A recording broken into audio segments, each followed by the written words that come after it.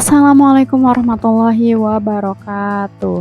Baik, di kesempatan kali ini kita akan membahas mengenai materi terakhir dari logika matematika, yaitu materi penarikan kesimpulan.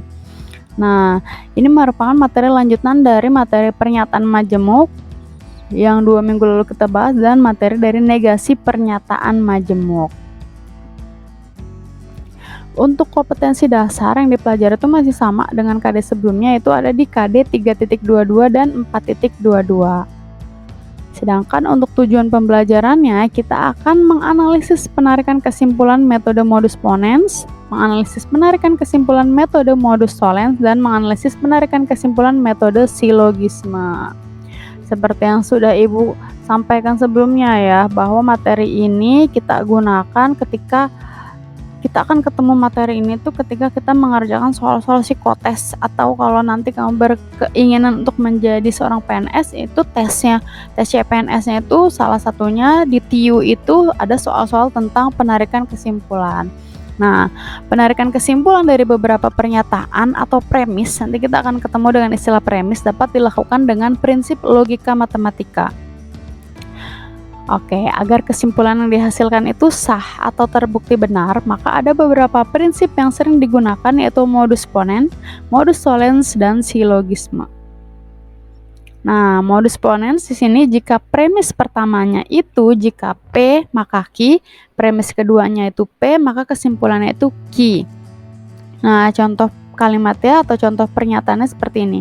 Premis pertamanya jika hari ini hujan maka saya akan membawa payung. Premis keduanya hari ini hujan. Kesimpulannya saya akan membawa payung. Ini pernyataannya, penarikan kesimpulannya itu benar karena mengikuti modus ponens. Dari mana asal mula rumus ini? Ini dari tabel kebenaran modus ponens.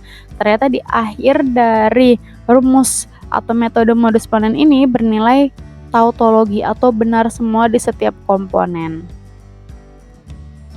Ya. Untuk metode yang kedua itu modus solens. Di sini aturan dari modus solens, premis pertamanya jika P maka Q, premis keduanya negasi Q, maka kesimpulannya negasi P. Contoh pernyataannya seperti ini. Premis pertama, jika hari ini hujan maka saya akan membawa payung. Premis keduanya, saya tidak akan membawa payung, maka kesimpulannya hari ini tidak hujan. Nah, jadi kalau premis keduanya negasi atau lawan dari Q, maka kesimpulannya juga negasi P. Ini jangan sampai terbalik ya, jangan sampai tertukar. Premis keduanya harus Q yang dinegasikan, premis pertama itu harus P yang dinegasikan. Nah, di sini ini modus solens dapat dari tabel nilai kebenaran juga. Nah, oke, untuk yang ketiga itu silogisme. Di sini ada 3 pernyataan P, Q, R ya. Di sini premis pertamanya jika P maka Q, premis keduanya jika Q maka R, kesimpulannya itu jika P maka R. Contoh pernyataannya, di sini premis pertama atau pernyataan pertamanya itu jika hari ini hujan maka saya akan membawa payung. Premis kedua, jika saya akan membawa payung maka jalanan becek. Nah, karena di sini menyilang ya, P ke R, jika P maka R, maka kesimpulannya jika hari ini hujan maka jalanan becek. Oke, itu dia mengenai silogisme. Nah, di sini penugasannya adalah kalian diminta untuk membuktikan penarikan kesimpulan di bawah ini. Jadi di premis ini ada 2 soal ya. Soal yang pertama itu premis pertamanya Bandung bukan ibu kota Indonesia atau Semarang berada di Pulau Jawa. Nah, yang sudah kita pelajari tentang ekuivalen yang di minggu lalu kalian bahas ya. Di sini ternyata jika P maka Q itu ekuivalen dengan negasi P atau Q. Jadi ini pernyataan pertama atau premis pertama itu maknanya ekuivalen dengan jika P maka Q. Nah, premis keduanya Semarang tidak berada di Pulau Jawa. Ini negasi Q berarti ya, karena pernyataan kedua.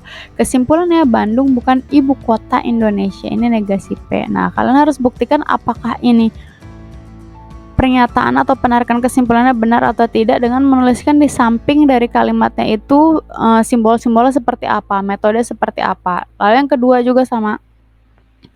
18 bukan kelipatan 6 atau 12 adalah bilangan genap. Ini negasi P atau Q. Ini maknanya sama dengan jika P maka Q. Premis keduanya, jika 12 adalah bilangan genap, maka bilangan asli dimulai dari angka 1.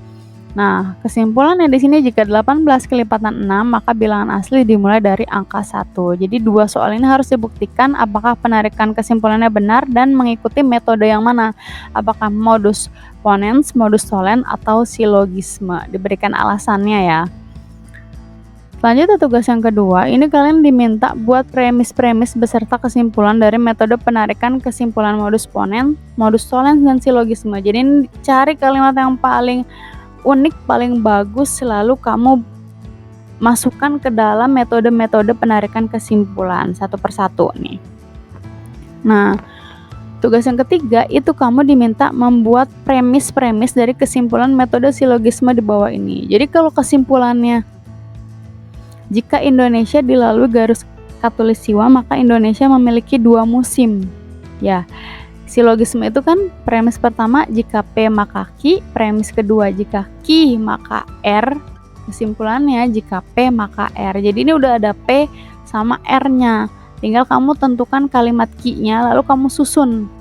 Kamu susun premis-premis tersebut membentuk metode silogisme. Nah, soal yang kedua dari tugas yang ketiga ini, jika masinis pengemudi kereta api, maka pilot pengemudi pesawat terbang. Jadi sama ya, karena ini silogisme berarti ini P-nya, lalu yang ini R-nya. Tinggal kamu tentukan pernyataan Q-nya, lalu disusun mengikuti metode silogisme. Oke, itu tadi pembahasan mengenai penarikan kesimpulan.